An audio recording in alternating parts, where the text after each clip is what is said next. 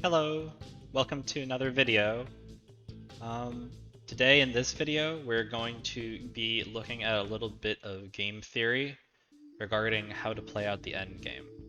There's been many different styles throughout Advance Wars by Web's history of how to play out late game scenarios, and recently there's been a fairly large shift towards preferring Neotanks in the end game.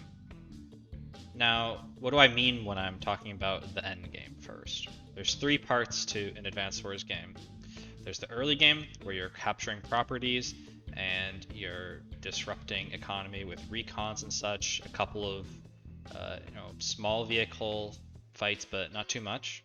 Then you have the mid game, which is where most games are won and lost, where you have those major vehicle engagements tanks, anti-air, battlecopters, you've got full-fledged armies, and you're fighting in contested areas to try and gain those properties.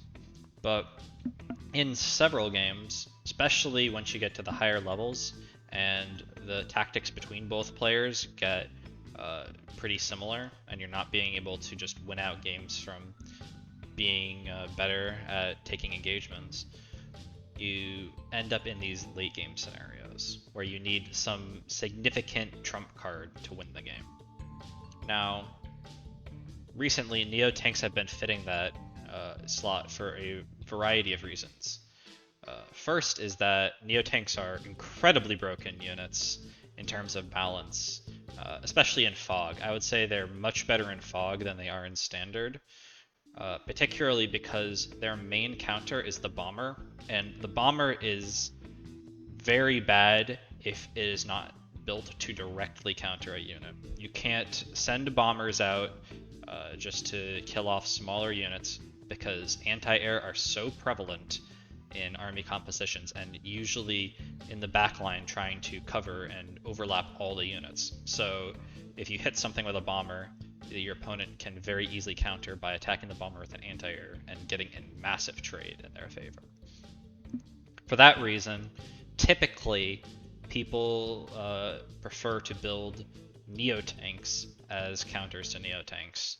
The other option is going for very heavy artillery builds, which can be good if fighting is in one area, but it is very it's not very flexible.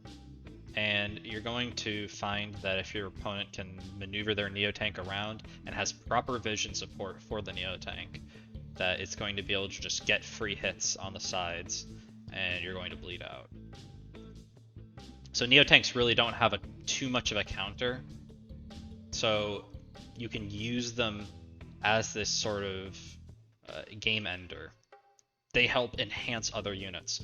When you go in and you hit with a Neotank and then you hit with all your lighter vehicles, your opponent has two options if they don't have a counter to the Neotank.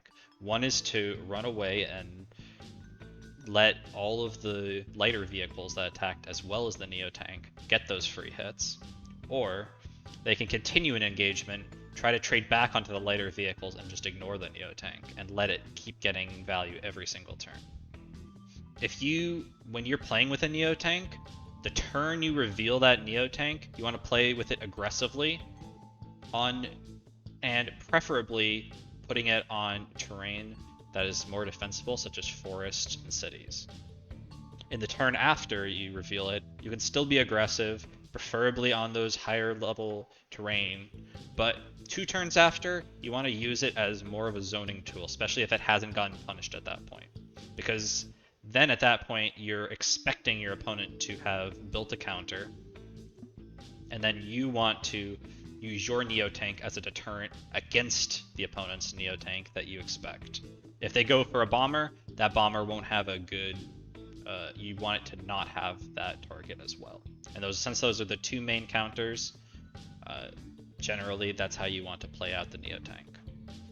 So today, I've actually got 2 games. The first one shows a little bit of some of the positives, some of the negatives, and what not to do and what to do when you're looking at deciding whether the Neotank is a good buy. The second game will showcase a little bit more about the intricacies of playing out a Neotank endgame when both players opt into it because of the state of the game. So let's start with the first game. So, in this situation that we're in right now, we've got a game that was played between myself and Shadower122 on the map The Static.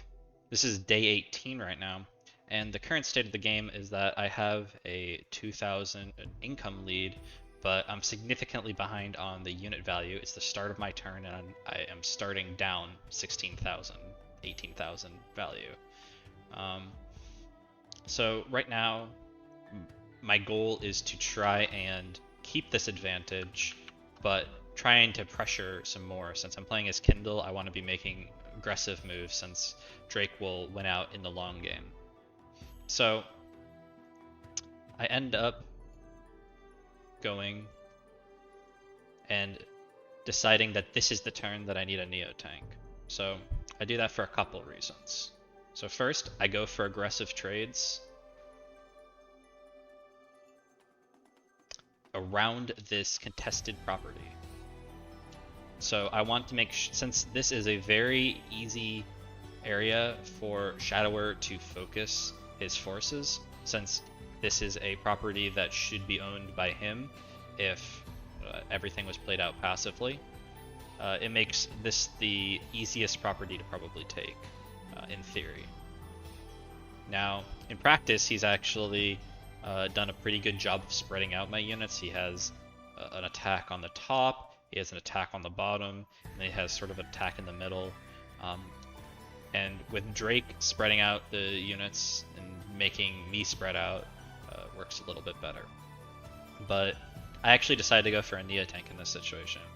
And the reason is that I have a few supporting units already on the way. I have 3 tanks on the way. I have a recon in position in the center.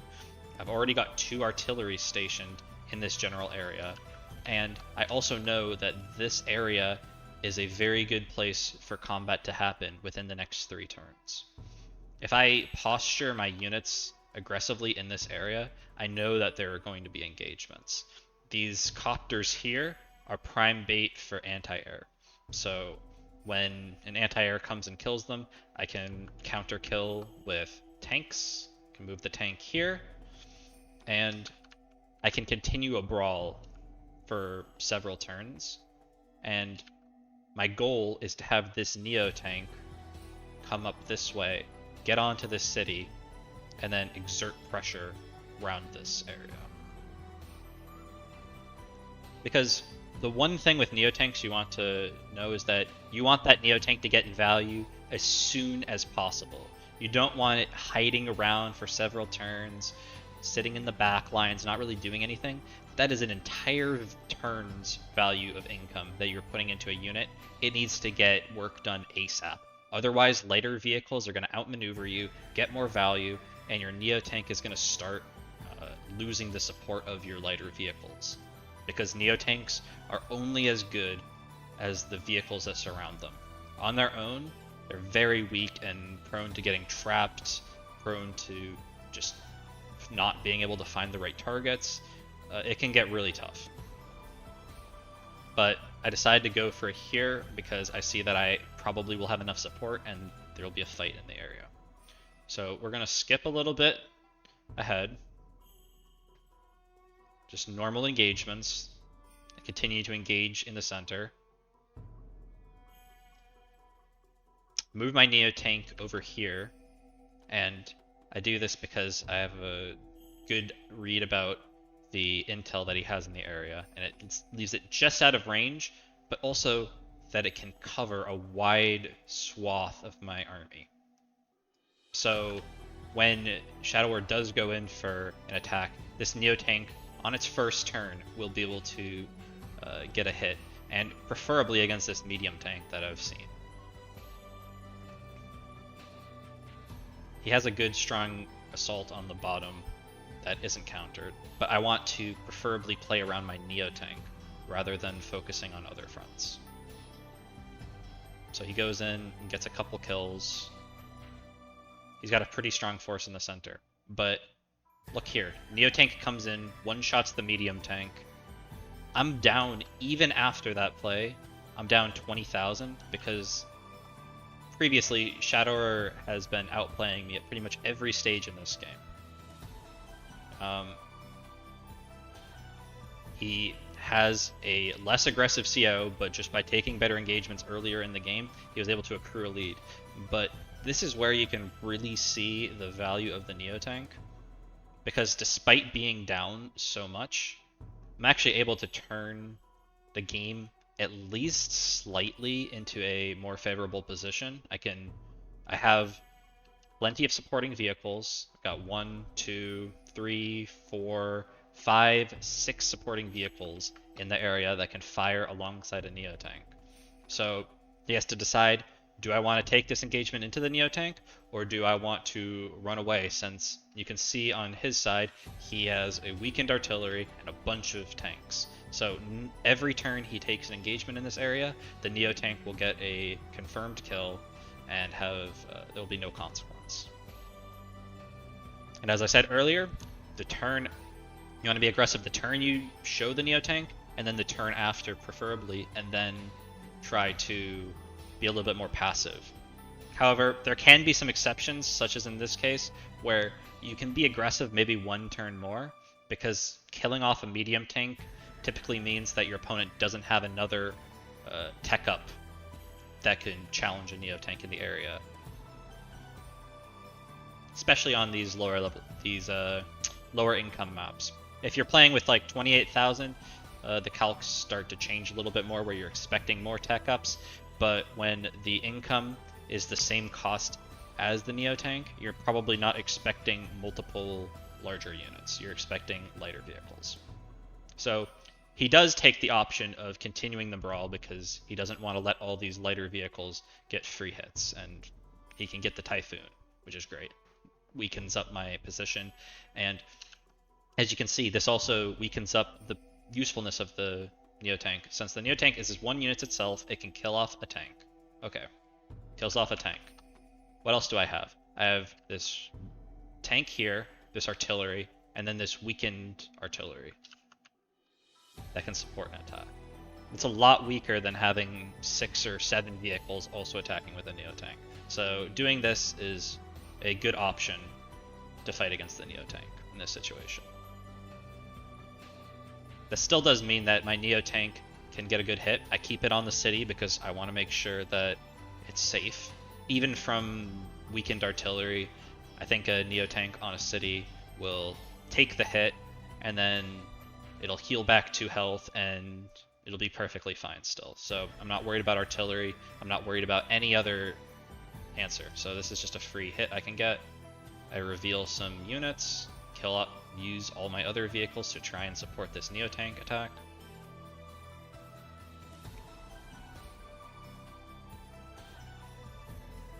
And in the following turns, he actually decides to do the other move, which is to retreat away from the Neotank. So don't continue the engagement further than what you had. You got a nice power, you were able to weaken a lot of the other supporting units, and that makes the Neotank a lot less powerful. So then he sort of disengages from this fight and decides to build up into more artillery. So he's going to use the artillery solution. Now, we're going to skip forward a couple turns here. Basically, it's the same of I can be more aggressive with the Neotank. I can grab easy kills. But we're going to see in a second one of the issues. So I go for another Neotank on the bottom here, mostly as a safety precaution because I don't want to get this comm tower taken, and this Neotank here can defend the copter and then one-shot the anti-air that would kill it here, which would then open up these tanks to be able to go in and interrupt this. So it's not a good Neotank purchase in terms of the overall game, but it's kind of like a desperation measure when you're losing a comm tower.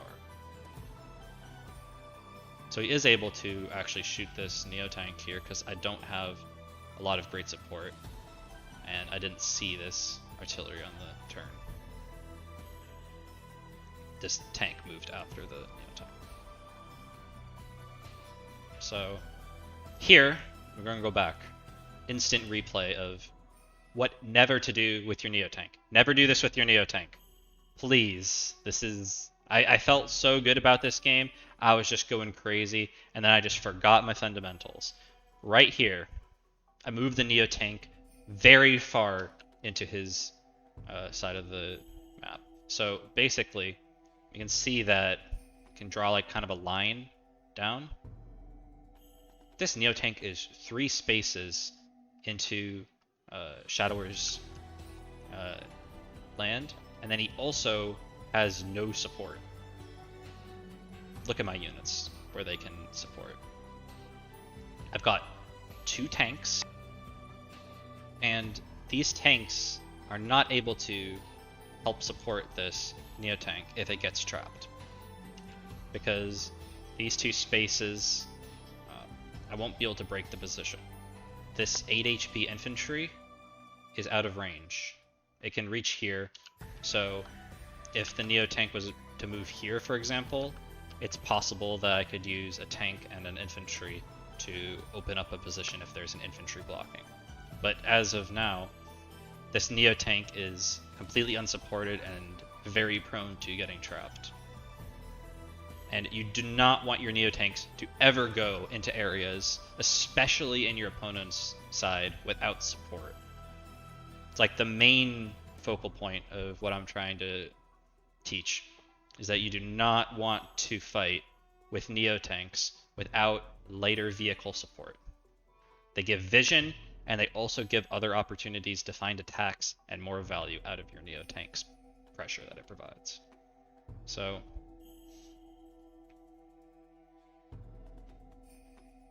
as I say, he sees that this Neotank is very unsupported. He kills off the tank that was right here, and now these 2 infantry completely block out this Neotank. So now look at my vision on this turn. I see 1, 2, 3, 4 tiles of the Neotank. The Neotank can't find any targets. There's artillery in range that it could possibly hit. There's tanks, but because it's trapped and it doesn't have the support, this is a dead Neotank, and it's not going to get any more value. So, and that's what completely turns the game. If I had this Neotank back on this property and didn't go for a kill on a 5 HP tank, I could bring together these 2 Neotanks, and they would be able to support each other and find a lot of wall breaks. And this artillery formation that Shadower has might not be able to sustain the assault if both of them are able to attack on the same turn and take down plenty of artillery, since he hasn't teched up to any other counter besides artillery. He's counting on the fact that he can pick them off with artillery, and I basically gave him a free kill right there. Gets trapped, and then that's pretty much it. That Neotank gets destroyed, and now look at this position. It's completely winning for Shadower. He has a full artillery line, and he is completely deathballed. So this Neotank doesn't have any other value outside of going towards the deathball. So that's what it has to do. And guess what happens when a Neotank goes towards a deathball with a bunch of artillery? Yeah, it gets typhooned, it gets shot, game over. So after that, I resigned. So this is a game where it shows that I had the proper setup to get the Neotank in place. I used it properly for a couple turns, and it got me that value back. It was really very helpful in helping to stabilize the game and provide me with a win condition. However, because I misused it at that end point, at that critical moment, I ended up losing this game. So we're going to go to another game in just a second. Okay, so here we have a match between myself and Crofty on 1v1 Chosen Reservoir, and we're going to start around day 16 when income is pretty much dead even, and we're both at pretty similar unit values. I have a bit of a lead at this point, but Crofty is going to showcase some very smart plays, and we're going to talk about what you do in situations where both players opt for a Neotank endgame. Because in the last game, I showed how you can get aggressive with Neotanks, especially when you feel like you are uncontested and your Neotank can roam free and kind of hit whatever it wants. You can utilize that power to keep taking engagements with some of your lighter vehicles. But now we're going to showcase a different sort of aspect. So to start, we're going to look at the board. So Croffy goes in for some free kills, anti-air kills onto copters, weakened copter kills an even weaker copter. But then he makes the decision to build the Neotank. And what he does after is really smart too, because it follows into a lot of the rules that I talked about at the beginning of the video. We want to have a lot of supporting vehicles, and we want to make sure that we can take an engagement the turn that the Neotank gets to the battlefield. So what does he do? He backs off his units very far into his territory. If we take the line for the map and we put it down here, we can see that he is very heavily positioned behind his front line. So it would be really stupid for me to go past that, and most of my vehicles really cannot follow an attack like that. So for me, basically I'm given a couple of free kills. I can go in, grab off this anti-air,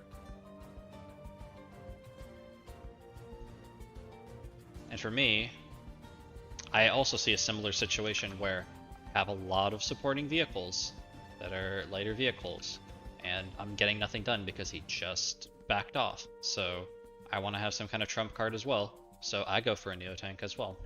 Basically, we both have the similar situation. We evaluated that we have a lot of supporting lighter vehicles, and we want to have some sort of big trump card that can come in and decide the fight. So we're both synchronizing our armies so that we aren't taking large engagements right now. We want to take sort of small brawls, maybe lose one tank here or there. Doesn't really matter too much, but we want to preserve that count of lighter vehicles. We don't want to just lose them all. So we're going to skip a couple turns ahead. There's a couple small engagements, as I said. I take a small engagement here, trying to see what's happening. And this is where he takes a much larger engagement. The reason being, this Neotank is going to be in position to cover all of this attack on the next turn. So if I choose to fight into it, the Neotank instantly gets that value. And as we said at the start, you want your Neotank to get value as soon as possible. It's a huge investment, and you want it to get that good value. So he goes in, takes a large engagement now, because he has synchronized his units to attack when he is ready and supplied with his Neotank. Now for myself, I try to do something similar because I can't walk away from an engagement like this. If I lose 3 or 4 tanks and I have no recourse, then the game is pretty much decided there. So I go in for some trades, basically trying to weaken down all his units and establish a unit value here. And then I bring in my Neotank, and I have the same idea that this Neotank is covering this entire area. His Neotank is covering this entire area. So they're sort of overlapping, and they're causing it to play out in a way that we're going to see in a second, that the Neotanks are going to exert their pressure and create like a kind of dead field in the center. So pops is super. And one thing to note is that if you can coordinate your superpower or a power to be used when you reveal that you have a Neotank, it greatly enhances its effect. For example, in this situation, he's able to move his Neotank here. That would already be a one-shot without a superpower. But now this space here that he's on, this plains tile, is actually very safe. Even if my Neotank was able to directly hit this and he didn't have any backup, the Neotank would take a losing trade because of the block rock. So it lets it be very aggressive, and you don't have to push yourself only onto those high defense tiles like forest and cities. He also additionally has it covered by an artillery, so it's just like a safety measure that this is like a very, very safe space and a completely free hit. So because I opted into the same line of thinking as Croffy, what do I do when I see a Neotank? Basically, we can see that the Neotank is exerting its pressure on this sort of curve here, and you know, it's like kind of like a circle of pressure. You don't want to go into this circle with your Neotank, since if he's able to get a first strike, generally it will be bad. The only exception would be maybe if I could put it on a city over here, it wouldn't be so bad, but there's a lot of copter support and he could probably chip it down, and then this Neotank could come in and finish off the Neotank. So I want to try and play outside the range. So this really only gives me one choice of what to hit with my Neotank, which is a little bit unfortunate because there are other units that would probably be good to hit. It's like this tank hitting into this tank here, but I just have to play around utilizing my Neotank as soon as possible. So I get a couple kills, try to go in to weaken up his position and lower down his unit count. I want to make sure that I try and deal with as many of these supporting vehicles as possible. So now that he sees that I have a Neotank down here, he doesn't want to take any of these engagements that would be within the Neotank's range, like its zone. So to do this, kills off the copter, reveals the infantry in the forest, and they can get a free kill. You may not think that, oh, using Neotanks to kill infantry, but it's like not a great idea.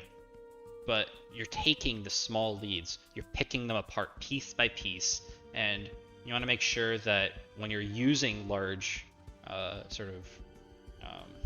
trump card units, such as Neotanks, that you are using them in safe ways that keep them protected, even against something that would be kind of unknown. But he does know that there's probably only one Neotank on the field, and so he's going to build his attack in a way that forces me to not have a good target for my Neotank, while his Neotank can exert more pressure in this sort of cone. You can see that it makes it a lot harder for me to approach this position because of how he's positioned. He also does go in for a hit with his copter onto the Neotank. That just makes it a little bit more susceptible that I can't position it as aggressively, because a Neotank hitting into an 8 HP Neotank is much better, even on all types of terrain. If it was full HP against full HP, it would not be super great engagements when it's attacking onto a city, specifically one that's owned by the player with the defending Neotank.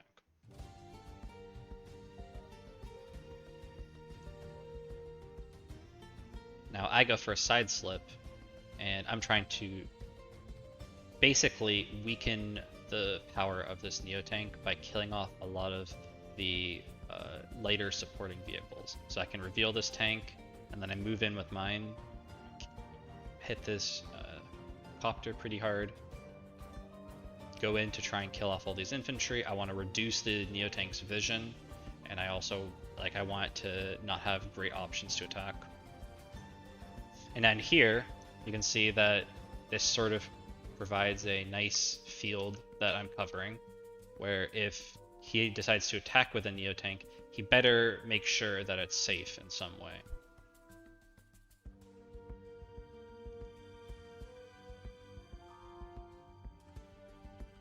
Now, obviously one way to show that you have something to deal with my Neotank is to have a stealth that comes out of nowhere.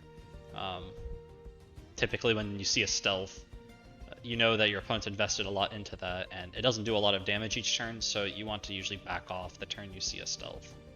It's probably one of the main factors that makes it powerful in some situations, because it can sort of force a disengagement.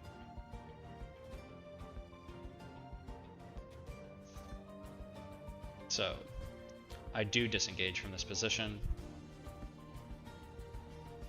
And you can see that the Neotanks are still sort of creating these zones of pressure. And there's like this sort of dead man's land in the center between our two armies.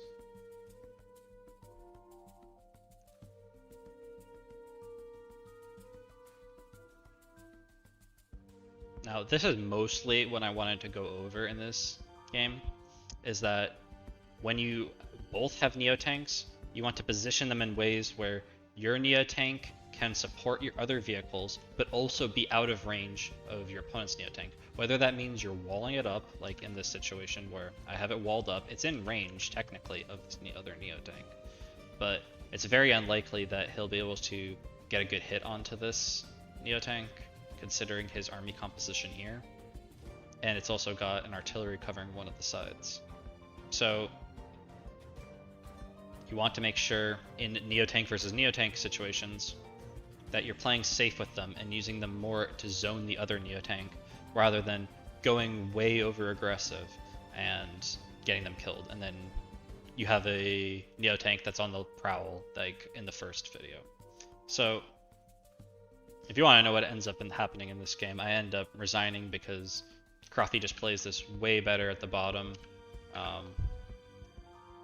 Like, I wasn't really talking about it, but main core focus of this video was on sort of the Neotank versus Neotank interaction and how we played out that late game. So to finish off, I want to go over the 3 points again that you want to consider when you're building Neotanks and when you're using Neotanks. You want to build Neotanks when you have 7 or more supporting vehicles in an area, and 2, that area is going to be a combat zone in the next 3 turns. Usually it takes 3 turns from bases with vehicles to reach contested areas.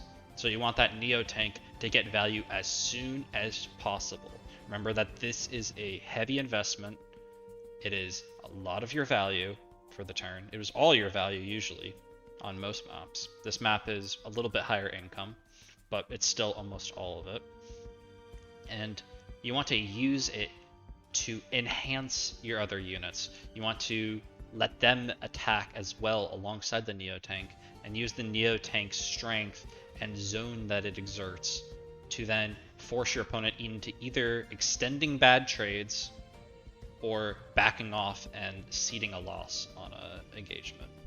And over time, if you can utilize your Neotanks in this way, you can end up getting a lot of wins in places where you might have just brawled out for 30 plus days and really seen nothing change. So I hope this was informative and helped you understand a little bit more about how the metagame has evolved to focus onto Neotanks. One thing to note is that I only really showed situations where there was one Neotank on the field, but a lot of the times if you see one Neotank on the field, you probably want to build up more Neotanks, especially on maps where you have very high income, like 28,000. You can afford Neotanks pretty regularly, so you want to have at least one that's covering it. In the rare case that they can find a way to kill it off, you want to have a little bit of recourse. So thank you all for watching, and I hope you look forward to another video on this channel. Goodbye.